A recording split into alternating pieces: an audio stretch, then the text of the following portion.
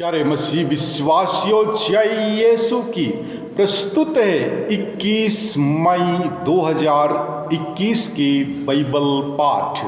पहला पाठ प्रेरित चरित्र अध्याय 25 पद संख्याएं 13 से 21 तक से लिया गया है। पाठ का मूल वाक्य है, यीशु जो मर चुके हैं किंतु पौलुस जिनके जीवित होने का दावा करता है। राजा अग्रिप्पा और बेरनिस कैसरिया पहुंचे और फेलिक्स का अभिवादन करने आए। वे वहां कई दिन रहे और इस बीच फेस्तुस ने पौलुस का मामला राजा के सामने प्रस्तुत करते हुए कहा, फेलिक्स यहाँ एक व्यक्ति को बंदीगृह में छोड़ गया है। जब मैं यरूशलेम में था तो महायाजकों तथा नेताओं ने उस पर अभियोग लगाया और निवेदन किया कि उसे दंडाज्ञा दी जाए। मैंने उत्तर दिया, जब तक अभियुक्त को अभियोगियों के आमने सामने ना खड़ा किया जाए और उसे अभियोग के विषय में सफाई देने का अवसर ना मिले, तब तक किसी को प्रसन्न करने के लिए अभियुक्त को उसके हवाले कर देना यह रोमियों की प्रथा नहीं है। इसलिए वे यहाँ आए और मैंने दूसरे ही दिन अदालत में बैठकर उस व्यक्ति को बुला भेजा। किंतु जिन अपराधों का मुझे अनुमान था उनके विषय में उन्होंने उस पर कोई अभियोग नहीं लगाया। उन्हें केवल अपने धर्म से संबंधित कुछ बातों में उससे मतभेद था और यीशु नामक एक व्यक्ति के विषय में जो मर चुका है किंतु पौलुस जिनके जीवित होने का दावा करता है। मैं यह वाद विवाद सुनकर असमंजस में पड़ गया। इसलिए मैंने पौलुस से पूछा कि क्या तुम यरूशलेम जाने के लिए तैयार हो, जिससे वहां इन बातों के विषय में तुम्हारा न्याय किया जाए। किंतु पौलुस ने आवेदन किया कि सम्राट का फैसला हो जाने तक उसे बंदीगृह में रहने दिया जाए। इसलिए मैंने आदेश दिया कि जब तक मैं उसे कैसर के पास ना भेजूं तब तक वह बंदीगृह में रहे। प्रभु की वाणी। ईश्वर को धन्यवाद। और आज का सुसमाचार पाठ संत योहन के अनुसार पवित्र सुसमाचार अध्याय 21 पद संख्याएं 15 से 19 तक से लिया गया है। पाठ का मूल वाक्य है, मेरे मेमनों को चराओ, मेरी भेड़ों को चराओ। यीशु अपने शिष्यों के सामने प्रकट हुए। जलपान के बाद उन्होंने सिमोन पेतरुस से कहा, सिमोन योहन के पुत्र, क्या तुम इनकी अपेक्षा मुझे अधिक प्यार करते हो? उसने उन्हें उत्तर दिया, जी हाँ प्रभु, आप जानते हैं कि मैं आपको प्यार करता हूँ। उन्होंने पेतरुस से कहा, मेरे मेमनों को चराओ। यीशु ने दूसरी बार उससे कहा, सिमोन योहन के पुत्र, क्या तुम मुझे प्यार करते हो? उसने उत्तर दिया, जी हाँ प्रभु, आप जानते हैं कि मैं आपको प्यार करता हूँ। उन्होंने पेतरुस से कहा, मेरी भेड़ों को चराओ। यीशु ने तीसरी बार उससे कहा, सिमोन योहन के पुत्र, क्या तुम मुझे प्यार करते हो? पेतरुस को इससे दुख हुआ कि उन्होंने तीसरी बार उससे यह पूछा, क्या तुम मुझे प्यार करते हो? और उसने यीशु से कहा, प्रभु, आपको तो सब कुछ मालूम है। आप जानते हैं कि मैं आपको प्यार करता हूँ। यीशु ने उससे कहा, मेरी भेड़ों को चराओ।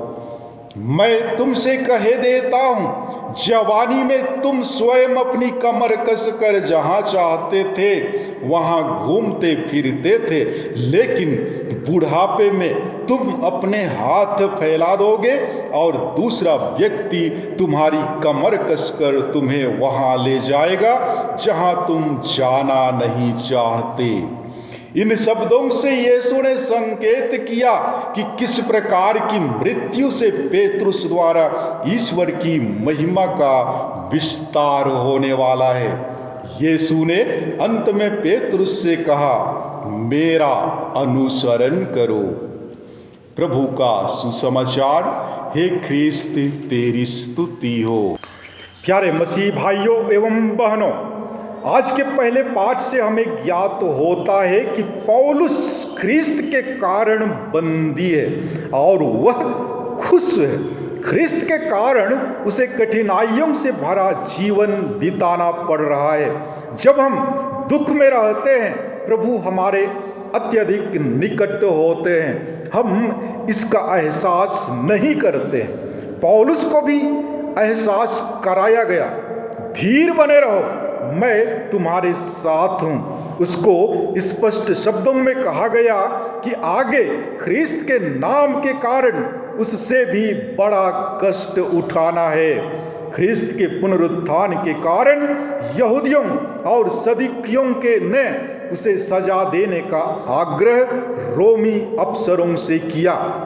यदि हम इसका गहन अध्ययन करेंगे तो हमें ज्ञात होता है कि फेस्तुस पौलुस के सुसमाचार का सारांश अग्रिप्पा को सुनाते हुए कहता है कि ईसा नामक एक व्यक्ति जो मर चुका था अब जीवित है। फेस्तुस पौलुस को निर्दोष भी घोषित करता है, लेकिन पौलुस ने सम्राट से अपील की, इसलिए इसे सम्राट के पास भेजने का निश्चय किया गया है।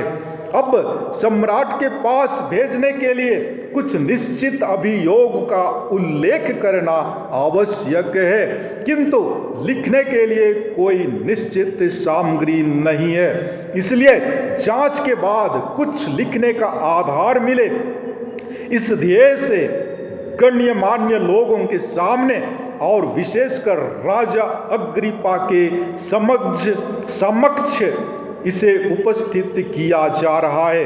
अध्याय 22 से अध्याय 26 तक पौलुस के 5 सफाई भाषणों का उल्लेख है। 5 में से 2 भाषणों में मन परिवर्तन कथाएं भी निहित हैं। यह भाषण अंतिम और उन सब की पराकाष्ठा है। यहाँ सभा भवन में यहूदी राजा हैं, किंतु राज्यपाल और श्रोतागण गैर यहूदी हैं। यहूदी श्रोताओं की चर्चा नहीं है।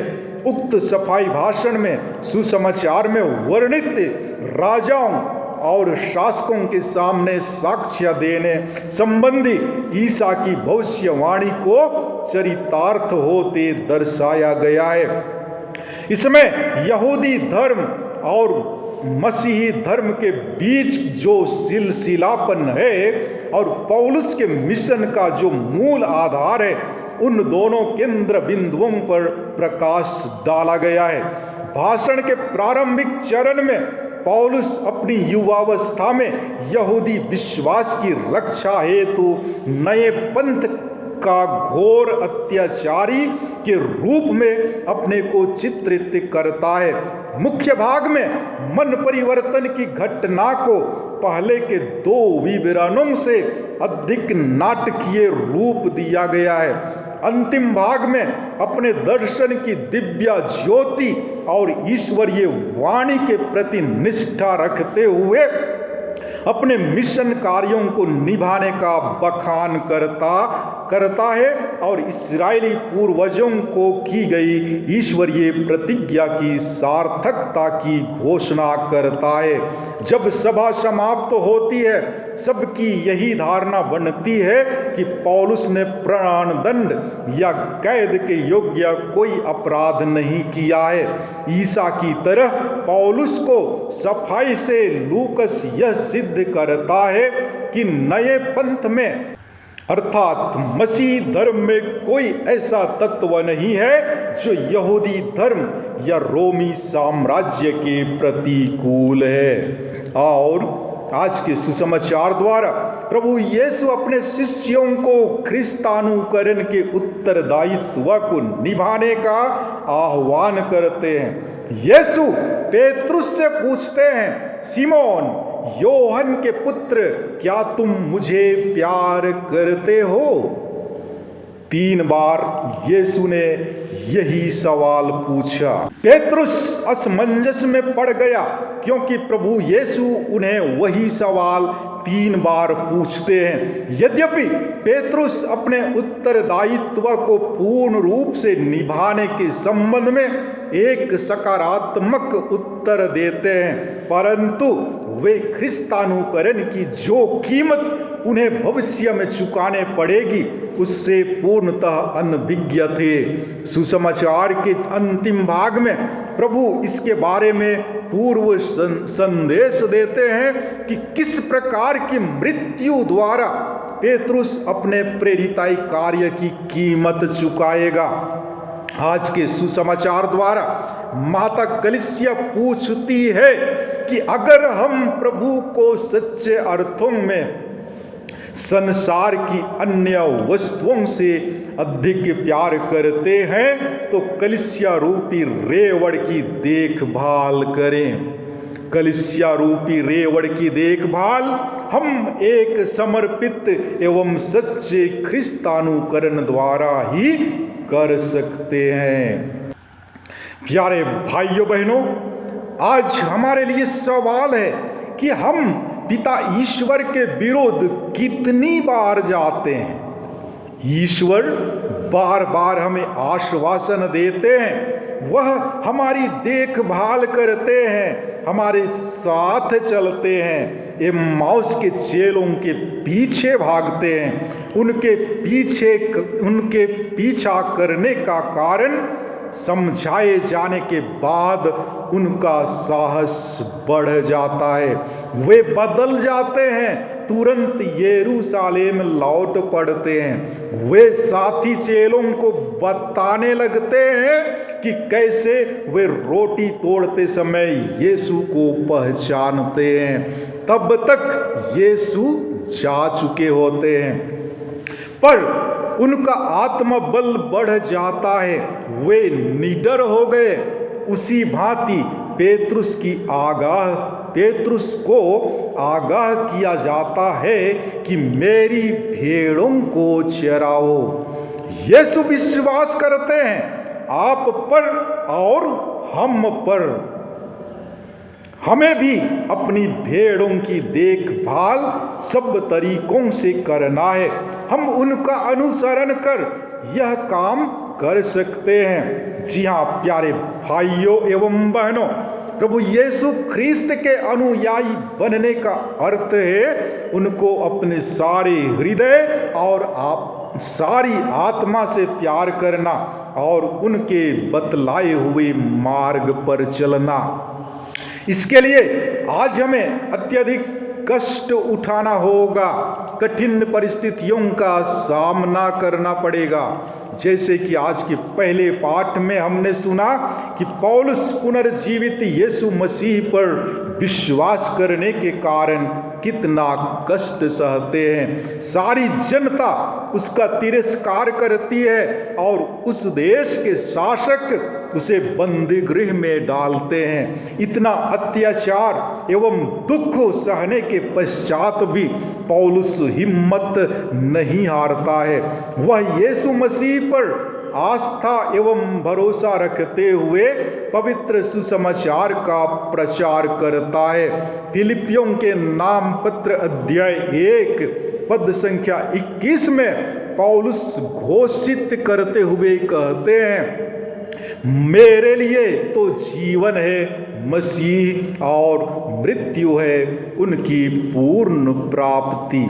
इस तरह संत पौलुस ने अपना पूरा जीवन ईश्वर के राज्य की घोषणा के लिए न्यौछावर कर दिया। आइए हम भी हिम्मत के साथ पवित्र आत्मा से परिपूर्ण होकर प्रभु यीशु को अपना सर्वस्व मान लें। जिस आत्मत्याग और सेवा द्वारा यीशु ने स्वयं जीकर हमारे लिए एक नमूना पेश किया, उसके अनुसार हम भी जीने की कोशिश करें। सर्वत्र असत्य, अशांति एवं दुश्मनी फैली हुई है। ऐसी दुनिया में प्रभु यीशु के प्रेम और शांति का सुसमाचार प्रचार करें। हो सकता है कि इस कार्य में सभी प्रकार की कठिनाइयों का सामना करना पड़े। ईश्वर से हम प्रार्थना करें, ईश्वर से कृपा मांगें, ताकि उसके चुने हुए शिष्य बनकर हम एक स्वस्थ एवं स्वच्छ मानव समाज का निर्माण कर सके, जहां लोग प्रेम, दया और भाईचारा में जीवन यापन करें। आमीन। दोस्तों, यदि आप मेरे चैनल में नए हैं या फिर आपने अभी तक सब्सक्राइब नहीं किया है, तो आपसे रिक्वेस्ट है, कृपया सब्सक्राइब करें और अपने दोस्तों एवं रिश्तेदारों में साझा जरूर करें, अर्थात शेयर करें,